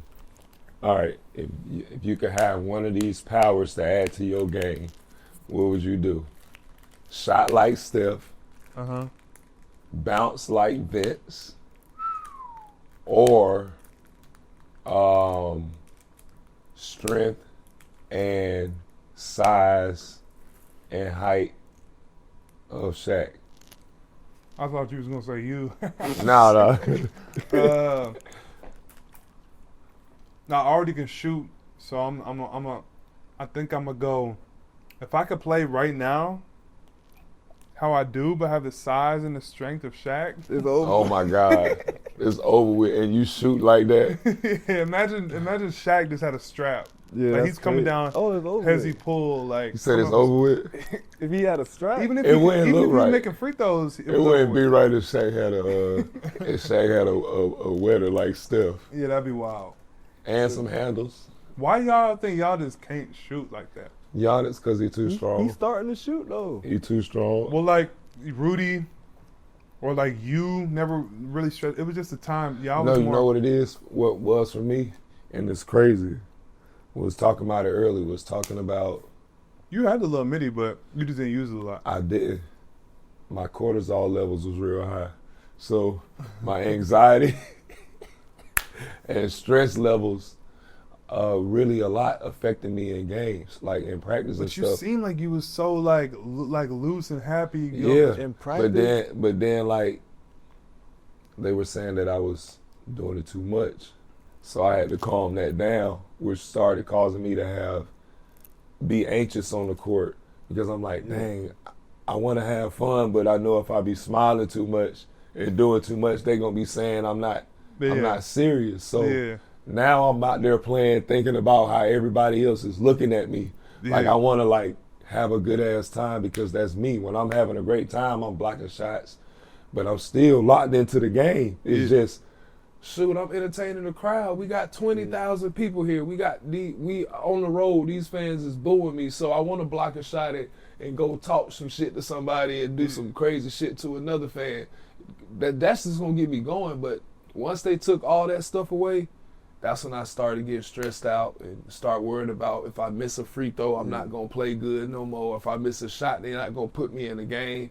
It was just all mental at that point. As a 6'10" wing, because I done seen him hit 63s in a row. Like he never really missed in practice or at the gym, yeah. He said in high school he was shooting, but he said he never got the chance in the game or whatever. But like, it's some people that be like, if you was shooting it and making it, of course they would have let you shoot. For you, what's your thoughts on that? Nah, they put you in a box. And if you're not one of them players you were, you know what I'm saying, one of the best in the world, but like they still, to an extent, they still would try put to, me in the box. They still would try to, yeah. You know what I mean? Mold So you. like and honestly, it usually happens very early in your career, like where they see a couple things you're good at and they're like, nah, you're gonna do this. So there's a lot more to my game than people seen in Denver. That's why I'm excited to be here. Yeah. Because of the same situation. Like people are like, oh, he's a catch and shoot player. Catching the ball and shooting the ball, my whole basketball career was never what I wanted to do. I always was somebody that liked shooting off the dribble, shooting tough middies, getting downhill, making plays. Like that was always what I did. But they just in the league, I mean, it's the best of the best, and to be a good team, you do have to sacrifice and play a role. Yeah. Not everybody can shoot threes. Not everybody can have the ball in their hand and come off a pick and roll. So it's understandable. But yeah, they definitely. I mean, PJ Tucker, for example. all he had to do in a workout was go to the corner and shoot threes. He didn't, you know what I mean? Because that was his role. Did you ever see PJ Tucker shooting like above the break threes or shooting floaters or getting downhill? When he did, it wasn't. You know what I mean? So was there a specific game where you came into your game? I know you said you ain't have the ultimate, range in Denver, but was there a moment where, from your first year to how it happened in the bubble? Yeah, when in the bubble I got pretty loose. I got, when COVID happened, and I went after the bubble, and some of my teammates had COVID, so they didn't get there till later, and I got the chance to start, and I kind of started balling a little bit. We played them in a series, and everything. But I would say the bubble. But for me, it's always just been about how my body feels. If my body feels good and I didn't have none of these injuries going on, like, I know I'm one of the best. I've always had the mentality I'm the best. So that's not going nowhere. Like, I got ultimate confidence. That's why I shoot some of the shots I do. But so for me, it's always just been about how I feel. And unfortunately, injuries kind of play a part in that, and probably play a part in how long I want to play, like, down the line, But I'm locked in right now. I think I'll have a chance to really prove a lot of people wrong in terms of my capabilities, even after all these surgeries this year. So, how's your back feel like after the surgeries, like now? Actually, real good. You be feeling cool? Yeah, because the guy that I've been working with since 2020, I haven't had no back problems. For real? Yeah, actually the first time I had some was the other day. I had a back spasm, but that's because I was at my Hall of Fame party. I was sitting like this the whole time. Because I don't know why, but I was sitting like this. And then when I stood up, I was like, damn, I got a cramp. Yeah. The day after that, I had a spasm, but I haven't had no problems. Whatever training we did and whatever he did with the surgery, it actually worked. And then I started to try to be more stress-free with everything. And that's really hard when you have so much going on. But then I was like, man, I cannot allow myself to go through this again, because, that was seriously the worst pain that I ever. Ain't no describing it. Yeah, it's no describing it. And it's like, I remember when I first hurt my back, the pain shot down my leg, and I got it because I was getting hard fouls in the game. So I was telling the refs, like, yo, these guys are just fouling the shit out of me. Y'all gotta protect me. So the league was telling me, Dwight, every time you flail your arm, I start flailing my arms, because I'm like, man, all right, if guys want to just wind up and take shots at me, I'm going to flail my arms, and whoever get hit, I'm going to just knock them out. All right, here we go. So they started telling me, Dwight, if you do this, you're going to get fined and all this stuff, and you're going to get suspended. So I was like, damn, I can't even do that. So I remember the practice, I hurt my back end. I was trying to go up and dunk. Coach Stan had just told the guys, he was like, Dwight's killing. Y'all can't just let him dunk every play. So they like, well, Coach, we don't want to foul him. He just got back from having, back problems. So I went up to try to dunk. One of my teammates pulled my arms down as I was going up, and I heard a pop in my back. And when it popped, the pain shot all the way down my leg to my toes. And then I couldn't do a calf raise right after that. Everything had shut down. And so I was like, oh man, it's over with. I'll never be able to play again. This is my ninth season. I'm like, man, I'm never gonna play again. I felt the pop. I ain't got no more, I can't feel nothing in my left leg no more. So it's miraculous now that all that is healed up. But the doctor who I went to after that, Dr. Gibson, cleaned all that up. I have no more problems. That's fire. That's super fire. Damn. So for you went, your rookie year, you averaged 9, and you went up your second year. Then you had the back surgery, right? No, I had the back surgery in college. Then when I first got to Denver, I had the second back surgery. When you first got to Denver? Mm-hmm. Denver? Damn. Yeah, because I remember 2020, he had, it was like a little, some type of, it was on your left leg. I remember watching, he had a brace or something on it. Still wear it. You still wear it. You still wear it. And you have, it's mandatory. It's just my nerve, that disc was compressing on my nerve so long so before I bad. got surgery. Yeah. Even when I got that second surgery, I didn't get my So imagine like that calf thing that you had. Mine was a different nerve, so mine's the dorsiflexion. Mine's the you had the drop foot. They call it drop foot. So like my left, like I could do it, but it ain't strong like my right side. Yeah. So my nerve just never fully regenerated. So that's why I wear it. Ooh, man. I'm still giving niggas buckets. Was that your rookie year in the bubble? Your second year. That was my rookie year because it was that big. Well, it was my first year I didn't play because of the back. Oh, okay. Second year. Second year, that's when I. What was that series like? I was about to say, how was the bubble series for you? Because like, all of us did see it differently. How did you like the bubble? I was at the pool every day. I ain't seen none of y'all. We was at the same hotel out there. Yeah. Only time you probably saw me is if I was walking around the hotel. Or like you was at the breakfast spot a couple times. Seen you, my pops seen you. Yeah. I don't know if you remember that. Yeah, I remember that. I remember talking to your pops. The bubble was, I don't think it was too bad as far as like, I just hate we couldn't have no family and nobody in there. Like, I wish we could have had that. Other than that, it was okay. The food, the first couple of weeks was not good, but then after that, when teams start getting less teams in the bubble, they started having more food. That was all right. I was gonna ask about the just the competitive nature of the playoffs in the bubble. Gameplay. it And was then cool. our y'all series. won the chip. How do you compare that to like your chip in Orlando? Because y'all won in Orlando, right? No, we got finals. to the chip against But the it was Lakers. But I'm saying different. like just playing against y'all. Like how did you see it? Because like for me, like playing against y'all was like for me, I'm looking at Joker. I'm like, all right, this my only mission is to get in his head. Yeah. And if I get in his head, we can probably win the series. Yeah, I mean, that was a tough series. We lost it. We lost the series on that buzzer beater that AD hit. You remember that? Yes. That out of bounds play when Yes. we messed up the coverage. Y'all had a squad, bro. Like I was young. I was thinking my rookie year. Like we had a good players, but Joker was obviously great, but he was still coming into his own. Mm-hmm. This is a superstar.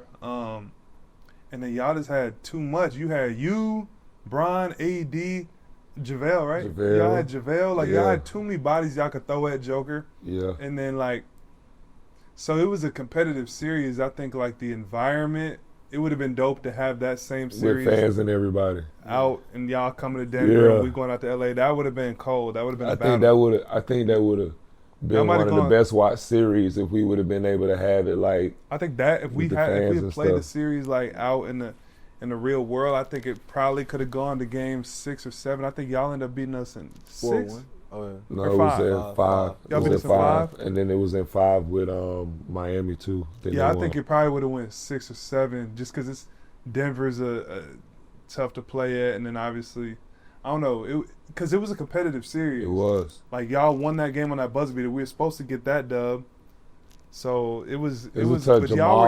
Jamal was cooking. Y'all were just nice, and man. Joker was young. Dwight was saying he was doing a mind game on Jokic. No, I was. I mean, he was. Yeah, from you being his teammate, was he really like this response? Did he really have any response? He was an issue in that series. This dude, like, he made a big difference. I remember us talking about it, like, as a team, like, because you OD strong. Like, y'all had so many dudes y'all could throw at Joker. And then when you put him, that's why I don't know why they didn't keep the two bigs. Like, they should have. I felt what AD.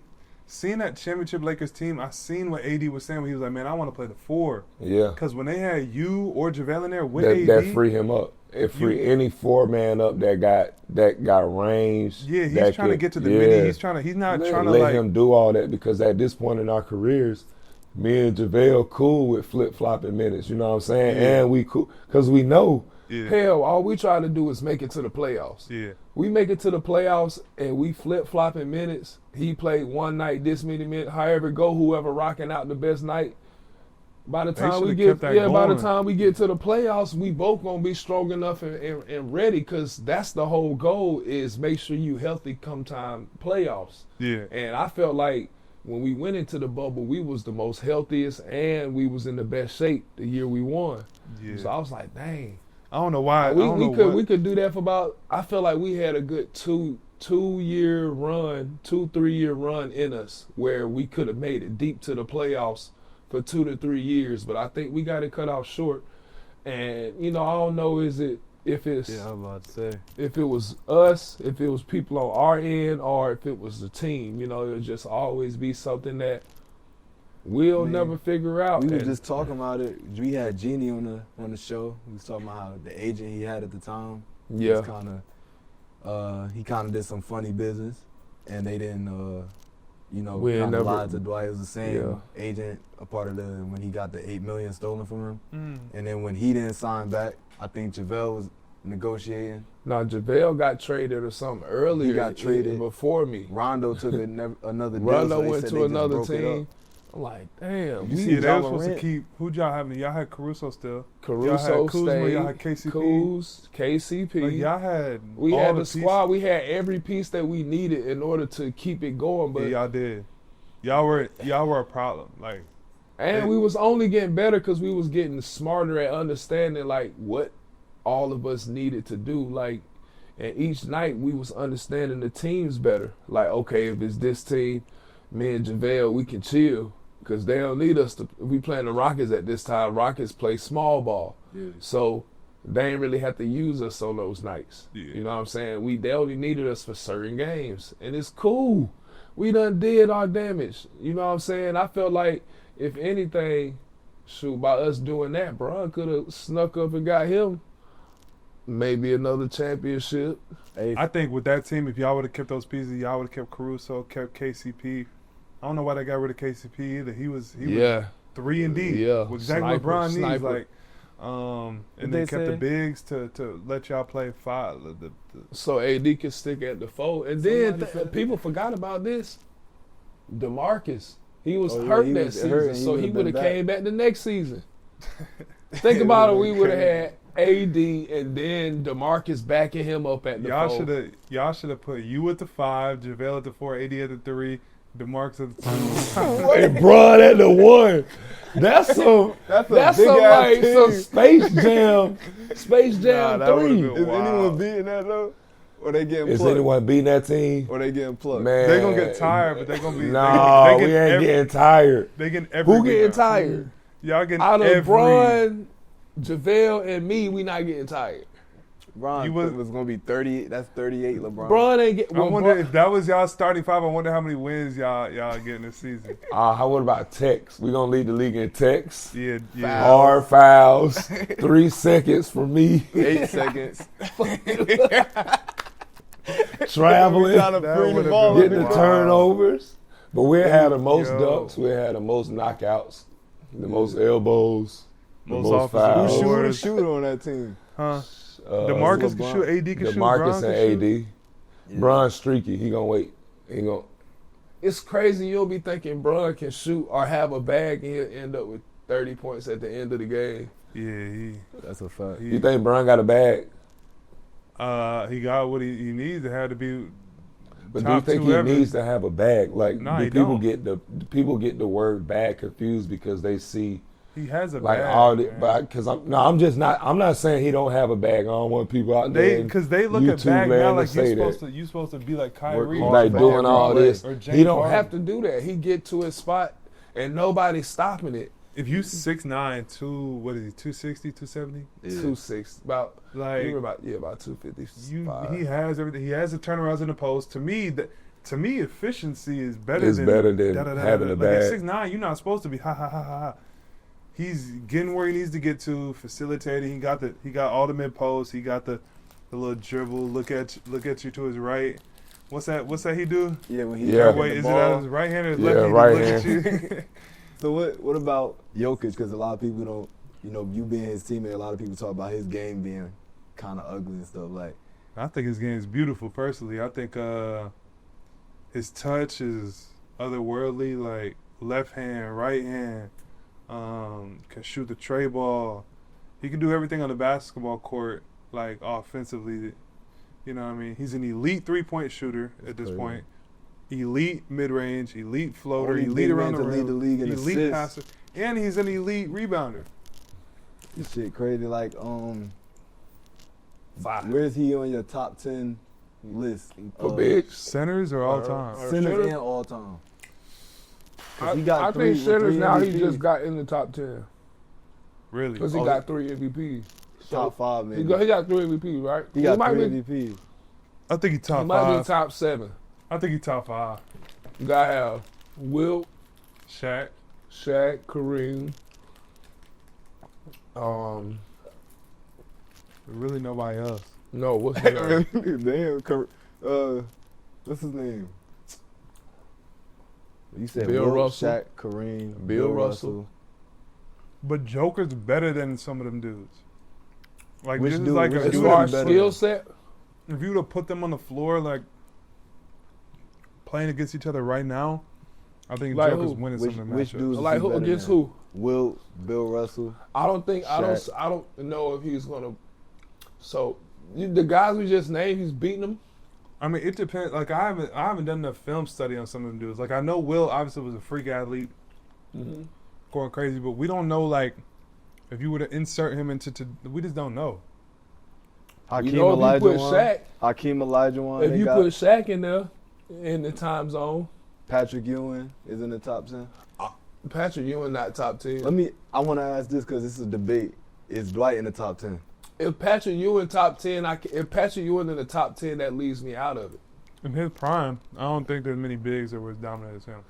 But if You you, were put one of Patrick, you were one of the first bigs that I seen that I was like that made me like big man because what he was doing was wild to me. Like that tall, jumping like that, blocking shots. And I even seen some of your highlights the other day. You had the left hand little running hook. yeah, my left hand hook that's what I did most of the time was doing shots with my left hand. But see, we played in the era where shooting big, a big shooting middies was not. They did not want big shooting middies. Yeah, nah. So how much bigger were you back then than you are now? Oh my God! How much Bruh, more did you weigh? I was 285 some years in Orlando. I was 285. How But did I you was get telling them that I big? was Like, 265. what was you doing? Like you were just lifting OD? He's bench pressing. I was everything. bench pressing like crazy. So like when I played in Orlando, I got this weight room put in my house, and I really only did 4 exercises. I did the bench press, I did the leg press, I did squats or whatever. I did leg extensions and leg curls, and then I would do abs. That was it. And then I was doing so much bench press that I could not. That's why if you look back at my tapes, I couldn't follow through with my shot. Chest was too My like arms strong. was too big, and then I was doing a lot of. You know, this is what you're doing. In Why the was bench you press. doing all that? Because when I first came into the league, I was skinny, and so back then, the game was so physical. My first couple of years, I'm playing against guys like, I can't even think of him. Kevin Willis. I'm playing against all the Tim Duncan, even though he was a forward. Teams was getting 4 or 5 bigs back then, and to wrestle and fight me and stuff like that. So I'm like, shoot, I got to get swole because I'm rim running every play, and they want me to duck in. Yeah. So if I'm gonna do that, I gotta be strong. I gotta be strong when I do this. What are you at now, like weight wise? Right now, I'm about 255, 260. Yeah, in the bubble, he was skinny. In the bubble, I Skinny as was fuck. lean, so what I did was for my back, that's why I started getting leaner, which made me, I was stronger and I was started still jumping the same, because when I was in Taiwan, I'm still doing a lot of the dunks and stuff, but what I did was I did 30 days where I lost 30 pounds. So I was 285, 290, and I lost 30 pounds in 30 days so I can lean up and get the muscles around my organs to stop putting so much pressure on my lower back. Once I did that, everything started to free up for me. And then I didn't have the problems that I had when I was younger and putting all that weight on me from weightlifting and all that. Because muscle weigh more than fat. So because I got all muscle, it's just really putting muscle and putting weight in certain areas to where it's hurting my back and stuff like that. So once I changed that up, I was Gucci. Even for you, like going into 2023, y'all won a championship. What adjustments did y'all team make? What was the differences in that team that allowed y'all to win a championship? The role players, the KCPs and the Bruce Browns and the Jeff Greens, you know, the Christian Brauns, like the guys that were playing that role during that year. That's why we won, for sure. The Reggie, yeah, Reggie. Talking about Reggie. Jackson. He won the chip, right? I think so. He was on that team, right? Am I tripping? Wasn't Reggie on that team? I think Bro, it's why am I crazy. Like tripping? championship teams, I think they all got the same ingredients. Yes, you gotta have at least a backup and a half for each position. Two are like close to it. You gotta have 2 point guards. Look at the Kobe team. Look at the Jordan Bulls. Look at the Warriors. They all got a Draymond Green, a Dennis Rodman. Yeah, they you all gotta got that player. They all got the star that could score. The stars gotta be aligned. Like everybody gotta the roles gotta match perfect.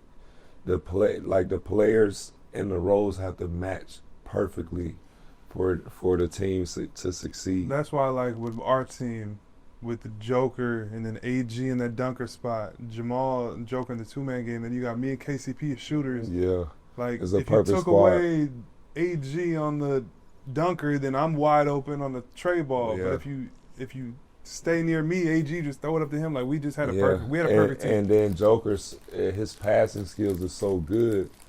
All you got to do is be in the right spot, and he gonna find you. Yeah, we were different. You know what I'm saying? That's why I love watching y'all play, especially as of late. Why do you think Jamal doesn't get his recognition? Is it because Joker's so good? All-stars. I don't know. You said what? I think y'all both should be all-stars. Jamal Murray. Yeah, I mean Jamal, man, like he I think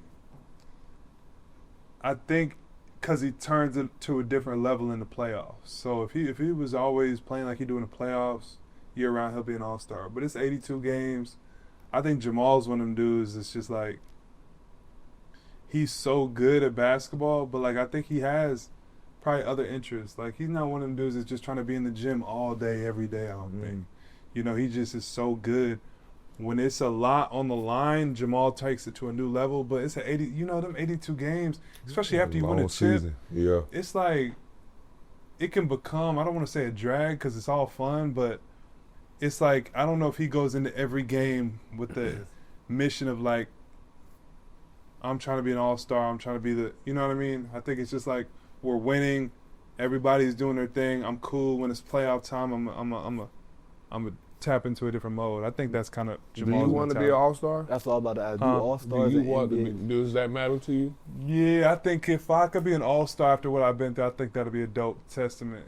I think I already, like, if people knew what I've been through, people have been in my body and have been through what I've been through, they told me multiple times I'm never going to play again. You know what I mean? They told me the brace that I wear is a brace that people just wear to walk up and down the street in, people that have drop foot, you know? So people really knew my story. I think they'll give me more, kind of more respect, but I think people see a 6'10" dude that can shoot, they can, with my frame, they're like, man, like he should be an all-star. He should be. Yeah. They don't know what I've been through though. Like they don't know. So I think if I could do that, that would be like icing on the cake, you know what I mean, in terms of just like testament to the resiliency of my career so far. Because this is year 8, man. Like I was told when I had my first surgery, like it might be a wrap, you know. You still doing it? I told I might never play again. That's why I slipped so far in the draft. And at this point now, I've had 3 of them. So I think that'd be cool, and that's my goal. That's my goal. How long do you want to play? Like far as period. I'm taking it year by year. I did that Costa Rica trip. I did my journaling. I figured out like where I'm at in my life. I decided for this next year, I'm locked in. I want to play. I want to give Brooklyn my all. I want to be, and then next summer I'm gonna do the same thing. I'm gonna take a little trip, put the phone away, reevaluate. You know. Do all-stars and all NBAs, you know, do they matter? Like you I think they should matter. Like I don't think it should be in the forefront of your mind. Like you should every day be saying, I want to be all-star, I got to be all-star. Everything is towards being all-star. But I think for you to get elite status as a player, get respect, you have to make those all-star teams. You got to make those playoff appearances. and you got to get deep into the playoffs in order to really get that kind of like recognition that you want. Because if you don't make it to the playoffs, if you don't get an all-star team at all, you know, so I think it does and matter. There's incentives, right? Like, don't y'all get bonuses? We do get bonus. I think you would have got 207 if you would have made the all-star team. No, all NBA. All NBA? Yeah, something like that. But winning the chip got me a smooth little. Yeah. Because I think the last that. year my contract wasn't guaranteed. When we won the chip, it became guaranteed. So that's Man, winning the chip didn't guarantee me nothing, but I think our team that won the chip, if we played y'all's bubble team, I think it might have got bad for y'all. if you'd had a hoop, I think if my team that won the chip, our Denver team that won the chip, played y'all's bubble team, I think it might have got bad for y'all. I'm not gonna lie to you. In what way bad though? They might have been up out of there in 5. I don't know. Y'all were cold for sure, but that year we won that chip. Maybe KCP's the difference then. That's what I'm KCP is a asking you. difference maker. He came over there. Look. KCP He is is. a difference He- maker. I was he so is. mad when they didn't get. They should have gave KCP. He's the difference They should maker. have gave KCP whatever he asked for that next year. I don't care. We just won a chip. Yeah. And y'all let bro go. Like who? It like, just be blue. that's but like blue when guys. y'all won the chip, and then they start letting dudes just walk. Like they got Caruso out of the day. KCP like why? Why do you think? I swear I be having these questions. It's so many questions. I think everybody in their career be having these questions. Why this had to happen? Why? And I think that's why a lot of times a lot of guys be, you know, so like messed up when they done playing, because they be having the whys like, dang, like why I get traded from here? Like, because I still be asking questions now, like why I get traded from Charlotte. I averaged 17 and 13 more than Rudy, who averaged 12 and 10, and he just got 200 M's for that the same season. Yeah. Bam averaged 16 and 13, and he made the All-Star team. I averaged That's a what I'm whole saying. point and a half That's what I'm- and rebounds over him, and I got traded. And the reason I got traded was they don't even want to tell me why I got traded. I done heard so many different things. Oh, well, he was a locker room cancer. This is what somebody on the outside who was never in the locker room said. Then somebody said, the GM was like, oh man, you didn't set screens. I said I set the most screens in the NBA. I got all the stats. Oh, you didn't run the floor. I ran the floor more Pick and than roll. anybody. Oh, you didn't do pick and roll. I set the most pick and rolls. He got the most wide open shots off my pick and rolls in a season in his whole career than anybody else. What do you mean?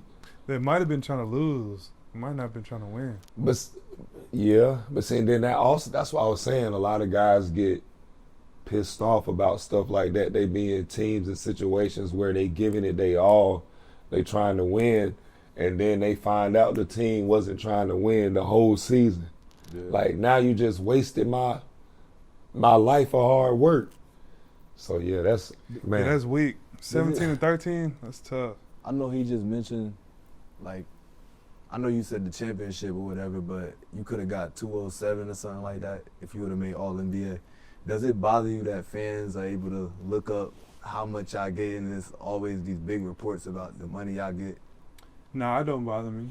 I mean, that goes back to trying to figure out people's intentions when they come around you, but I don't let nobody in my inner circle anyways, so if people want to look up, see that I'm a young rich nigga, who cares? Hey, that come with them demons though, shit. Nah, I mean, I don't be I feel like it just, people be having too much access. And I get it, they want to know, people in the know. We in this era where everybody want to know what's going on. They want to know how much these players make and all stuff like that. He done had someone ask him for like 25. I had somebody ask me for $35 million. $35 million? Yeah, because they seen the contract. So, but even they the like, contract, if you sign for $200 million, that don't mean you just got 35 M's to give Sitting somebody. right there, But they don't know but nobody understands that. So when they see everybody get these big contracts, they think this Who is. asked you for 35 M's? I don't even want to say it. I can't do it. Just tell me the nature of the relationship. I can't do it because everybody gonna know. I can't do it. Yeah, what's the most someone asked you for? Nothing like that. I've had to help people out that are close to me because of different situations. but the most someone's asked me for straight up, Yeah. probably an M. Damn. Oh, dang. Hey, show him how, like, you saw that video that AD, when he was talking about how players get paid and stuff? Because you just said you're not going to get the money right there. Payment. Or do you decide? Like, how does that work? Your 1 year, $30 million. You get the whole you just 30 get a one check time. for it. Yeah, You would $30. think that, though. You get to decide. Like, you don't get to decide from the standpoint of when you get paid. You Okay. know, obviously, the first 15, just like every other job. Oh, really? Okay. Yeah, but you get to decide if you want all your money 12 months or 6 months. Okay. You know, like you. And what would decide. you would you recommend 6 or 2? Probably what, 12? I mean, it depends on who you are and how you are financially. Like, are you stable enough to go the 6 entire months summer without- without okay. getting a check? Or do you need to get money because you spend a lot of money? You get, you know, so it just depends. Like, you know, obviously coming in, I think a lot of guys go 12 months. 12 months. But, like, if you older and you financially stable, like, 6 months, you got money. You got, bro, like, you know, I'm cool for the summertime. And Yeah. get more money. Like, I think it just depends. But I think I think a lot of players might not even know that you can do that. Really? I think they might only think like 12 months. I would be very curious to know how many players know that if you can get paid. in That's 6 why I was months. about to ask you that. Yeah. I knew that. You knew that? What do you I get, think I 6 was months? told that one time, and I think I decided the 12 months. 12 months? I think I was told that one time. Yeah, like my financial people asked, and I think I said 12. Cause I spend pretty much everything that I make. Like within those 2 weeks that I get that money, I pretty much spend it all. Damn. No, I'm playing. With I'm about to say, I know he's joking. Nah, What's the that'd be craziest wild. thing you ever bought? People that say that they like really be going broke, I don't understand it. I can understand it because You must be tricking though. it's not even that. So Gotta be, dog. If you it depends. Oh, It depends. I'm talking about these dudes that made a ton The of money. hard bill. I mean, The Gilbert- AI. but, okay, but still, it's the same thing. You live in this lifestyle, just like you were saying earlier. The lifestyle, you ain't gonna want to give up that lifestyle. You still gonna want to eat Post career, 5-star, at all times. And while you playing, you ain't worried about. You're not worried about a check. You're not worried about nothing because you thinking already in the back of your head. You know you got another check that's about to come in another month, or another month you finna get a new contract or whatever you expecting to come. So people be spending money, and I think that was why they had those rookie transition programs. They had all these different things because guys was just going crazy. And then now, one thing that you see it up there on the screen. One thing that that not this part right here. The thing with Ja. Yeah, he said Like he gonna negotiate. when I was in the league, it was sometimes I was thinking about doing my own contract and not having agents and everybody involved in it. So I think that's cool. Yeah, I know. I seen Gilbert talking about it. He was saying like, you got the hard bills. He said average NBA player probably spending 130 to 300K a month on they hard bills when they retire, and it's 3 years post, and they still keeping up with that. They not getting the same income. That's going to lead to that. He also said something you just said. He said the average player is tricking about 10K to 20K a month on What's women. tricking? What you mean? I never heard that term. Tricking.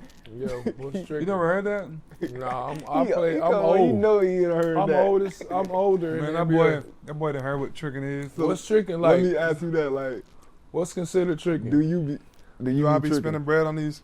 You didn't see my recent little thing that went viral about the little rent situation? So what was that? You and your girl seen it? splitting the rent? So obviously I don't trick like that. They was killing me over that. So you This? what's that? But this guy missed. This it? This the The same most thing? money you've ever spent on a woman before. Before my last girlfriend, I hadn't spent a penny. I used to have girls pay for me until my last relationship. I ended up telling her I'll split her rent with her. I know you I not folded- worth $200 million and was splitting rent with your Oh, you talking girlfriend. about that I should pay for the whole thing? Absolutely. So she's looking around for her apartments, and she came across one, but it was way out of her price range. It was like double what she could afford. So I was like, "What can you afford?" And I'll pay the rest. I said, "Whatever happens in this relationship for the next year, I'm committed to paying this rent." We end up breaking up 5-6 months into the rent. She ended up hitting my phone asking for the bread. No, but watch, I got killed for that because actually a lot of people, all the, you know what I'm saying, all the dudes rocked with it. They was like, man, you smart, da da da da. But all the women were tight, but they didn't listen to what I said. I said I'm splitting her rent. People thought that we live together, and I'm splitting my own rent with this girl. Obviously, you paying half of her rent. Obviously, I'm paying for my own stuff. Like, bro, come on, bro. Yeah. I'm helping take care of her situation. Yeah. That's what people.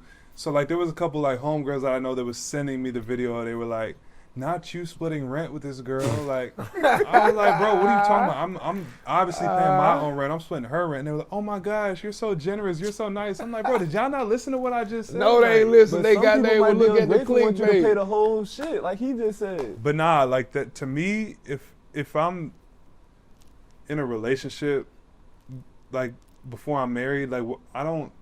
That goes back to trying to figure out intentions. I'm not about to just go pay for this person's whole life. We're not married. Yeah, y'all not married. Generous. Once y'all married, then it's different. Yeah, so I think people kind of got that misconstrued what I was saying. Cause was you like that when you first got into the league, or was you like no penny? He just said not spending no penny, but I'm saying like, you know, on the chicks, like.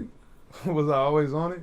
Yeah. I would say like it's always been like I never, like, the thing is, here's the thing, like, compared to most people, I've never been on them. Like, I've never been a dude that's just out there, like, looking, out there, searching. like, hitting girls, like, getting on girls every city. You know, I got a different girl in every city. So I'm not like a lot of dudes, but it's always been like, you know, I've always liked women, you know what I'm saying? But when I'm talking about it, I think people think it's way more exaggerated because I'm speaking on it, but I'm just speaking on it in terms of like in general. In general, yeah, like that's not just how you are, how it goes, how I am. But I've never been a dude that's just been out here. Like I'm too careful for that, and I was raised in a way to where like I'm not out here trying to have as many hoes as I can. I'm out here trying to like, you know, I see my mom after 30 some years, they're still together. You're trying they got to find that kids. person. So I'm just saying, like, my goal, like, my aim in life is a little different than a lot of dudes, and that's why I'm saying, like, I don't want to be a dude that has all these, that has a whole. Are you a person that want to get married one day? Yeah, you was just married, right? I'm still married. Oh, you still married? Yeah. Yeah, I want to get married. I think it'd be smooth. I want to do it without the paperwork though. How you gonna do that?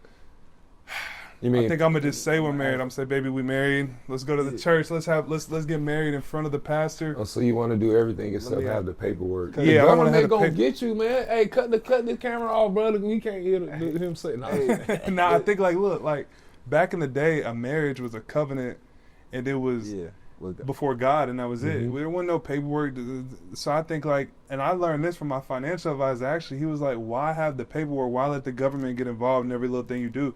Why not just say you married, go get married in front of the pastor?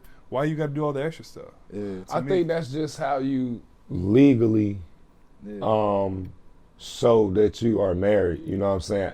Like, I understand what you're saying because, you know, I was thinking the same thing. Like, shoot, why I have to? This is before, like, because at one point in my life, I never thought about getting married, like, ever. Like, I was thinking I was gonna wait till I'm 99. And I'm about to croak. Get married at 99. I was married at 99. I got one more year of life. I mean, I would do croak that and then get married. I would do that, but I would do that, but I never live with a girl. I would never live with a girl unless that's my wife. I'm not trying to have a kid with a girl unless that's my wife. So because of that, I'm like, I gotta get married because I want to have some kids. I want to live with my girl, but I'm not doing none of that if I'm not married to her. Yeah, I was thinking that when I first got into the NBA. And I messed up a little bit. Shit, my mentor, he been with his lady for like 35. Yeah, he told me. Years. He never, but they're not married. Legally, I'm surprised she didn't slide on him, man. Most girls, if you with them for like multiple years, if you ain't proposed or stuff like that. But I just think though, if you with somebody for 20 years and they didn't ask, y'all technically really just like y'all married. It's just like y'all don't have that without the paperwork. Why would you want to? If you done been with this person for 20 more years, why would you want to leave them at this point and start over with somebody else? You know what I'm saying? Yeah. I wouldn't want to do that. Sebastian Telfair, he got up here and said when they first was in the league, it was 7 out of 10 get divorced. Now it's 9 out of 10. It was. 9 out of 10 NBA players, 9 out of 10. NBA players. NBA players, yeah. Because you have too much access. We get used to like seeing too much, and our attention span becomes so Yeah, short so that if this quick. one girl pisses off, we know we got all these other people ready to do whatever, and that's the mentality I'm trying to get out of. Like, it really is that, because it's like when you have access to so many different dope girls, like, and this one's cooler, but You this one might be a little distracted. bit prettier, but And this one, person can do this one. This one can't do that one. Like then this it's one like, can. oh, You this start one's comparing and doing all that stuff. Yeah. He's in the trick. He look. Nah, but he is absolutely right, and I think that's why it is best for someone to either get married before they got into the NBA, whoever they've been with, or when they're done playing, that where they're out of this energy, I would call it. You know what I'm saying? Because in this energy field, you're going to be around so much in its temptations and this, that, and the third. So, like, I know for myself, I'm glad that I waited till after I was done to get married and do what I did. And it's been hella rewarding doing it that way. You know what I'm saying? I felt like if I would have went the other route, I probably would have got myself in more trouble and even, crazier situations. And, I feel like it was part of the best time, so. Yeah, I feel that. My only like drawback on that would be like, by the time you retire, you're a little older. So now the girls that you can really like, the pool of girls, it's different now. Say you 32, 33 when you're done, you're probably not going to get with no 23, 24-year-olds. It's probably going to be like 27, 28, 29, 30, all the way up to 35. And to me, like, that pool of women is like different because I don't know how But to it's explain good though it. because now they don't. They are more mature. You're dealing with a mature woman than you are back then. Then you also maturing too, so you wouldn't want somebody that, because think about it, the lifestyle we live, the stuff that the way our mindsets are, the intellectuals that we are, we're gonna want somebody on that level. You know what I'm saying? So, and it takes time to get there. So, I still think you shouldn't get married till you about almost in your 40s anyway, or in your 40s. For real.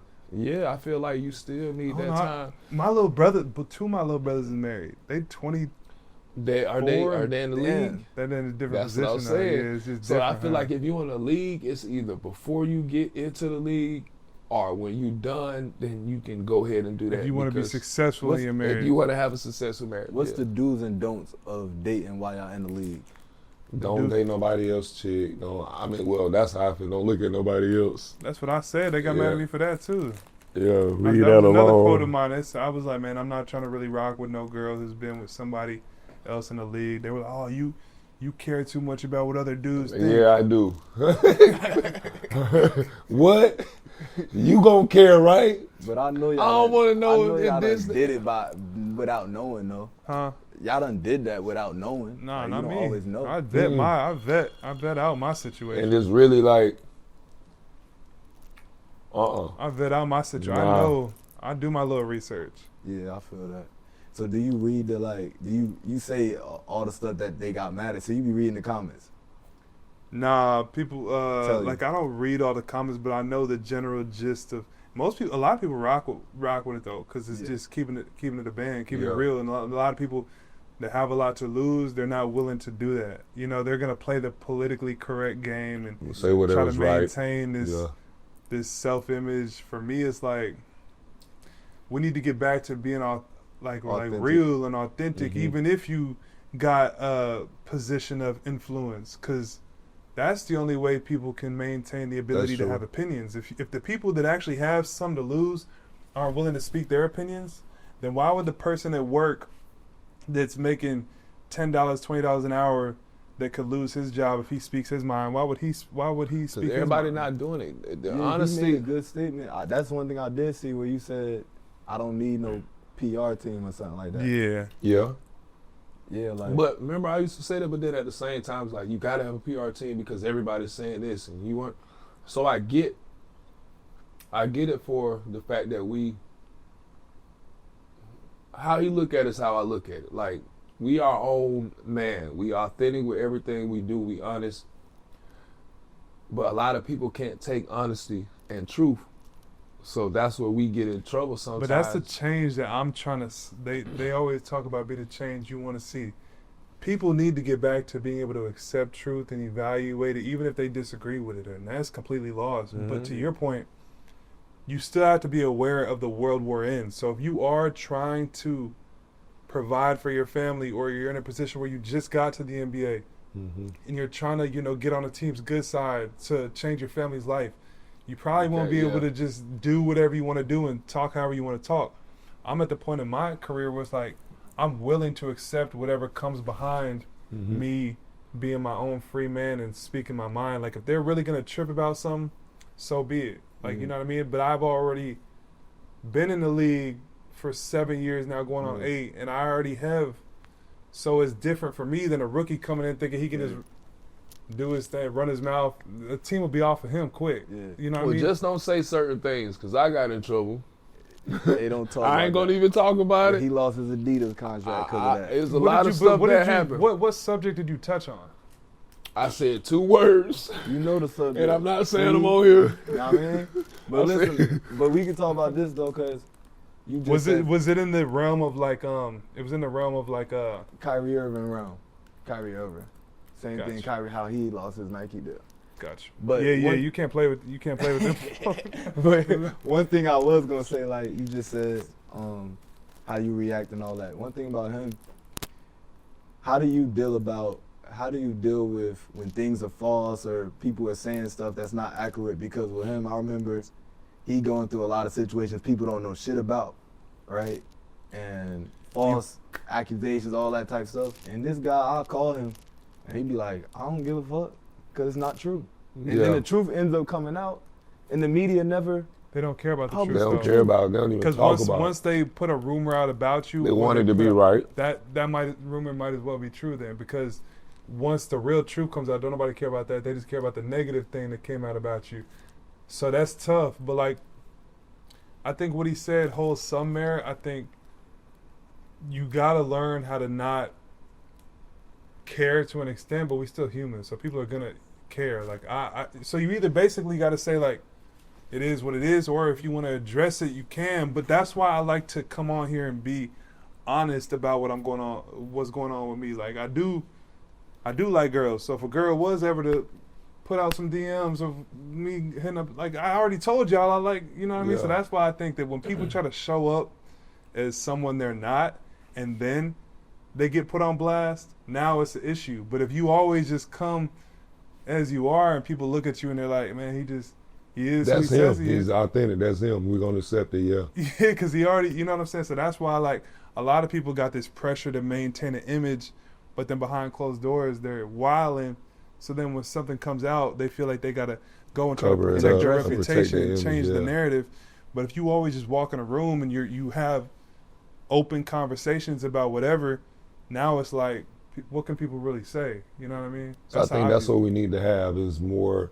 I know how we be having the podcast conversations. If it's a way we can have more honest conversation with more people and out in the open where they could see that it's okay to be authentic. It's okay to be themselves and speak their minds, and people are afraid to do that. And I understand it in certain realms, because for us, at some point in our career, if we were to say the things that we want to say, we would get canceled or not on the team. We would lose money, all those different things. So it's like, but now we live in a time where it's okay to speak up. It's just you have to really, really be aware of what you're saying, and also understand that there's somebody out there who's going to get negatively affected by whatever it is. Even if you're saying something positive, somebody's going to try to find some way to twist it, flip it, and turn it. With that being said, what is it that you want people to say about you 20 years, 30 years from now? Not as just the player, Michael Porter Jr., but the person, the man. Yeah, I think it kind of goes back to what I was talking about in terms of like basketball being my passion, but some of this stuff, you know, having real conversations and making people think and being willing to, in a sense, be a sacrificial lamb, in a sense, in terms of like, there's not a lot of people that have a lot of money, have a lot going for them, that are willing to kind of put all that to the side to be a real person. And to me, like I always say, like, to me, like the definition of selling your soul or whatever is you willing to, for the sake of money, fame, whatever, not be your true self and your real self. So for me, like down the line, I think that would be the biggest compliment for me is like, man, that dude kept it real. Like, yeah, he never changed. I think a story of like resilience in terms of the basketball stuff would be dope. If that was my story, like, man, he had this surgery, he had this going on, and he persevered. So it shows all the kids like the trials and tribulations, they can shape you. But off the court, I think that would be a dope compliment. It's like, man, that dude, he had a lot of money, he had a lot of whatever, but he was willing to get on and speak his mind and kind of like, you know, help people realize again, like it's okay to have an opinion, whether it's the right opinion, the wrong opinion. It's okay for two people to have different opinions on sensitive subjects because it's a democracy. Yeah, it's that's all that is. You know what I'm saying? So I think that'd be cool. Yeah. To be honest, and then obviously I want to be someone who does point people to Christ. I don't follow God in the most perfect way, and I'll openly admit that. But I think down the line, 20 years from now, I hope my walk becomes more consistent, especially post-career when some of these temptations is gone, like, and I'm able to really like live on some land like you, and day to day is not these highs and lows of emotions, and I'm able to just like focus on my family, my relationship with God. I hope that I can like help people in that area and lead people in that area as well. So I think those would be the couple things that I would think were cool. That's awesome, man. Yeah. That's awesome. We really appreciate you coming on Above the Rim today. Appreciate we had an you. awesome conversation. We probably went 4 hours a day, I think. That's what they was telling me back in the back, but no, it was great. Thank you guys at home for watching Above the Rim, the greatest podcast ever. Shout out to my boy Moo Real for getting on here today. 4L.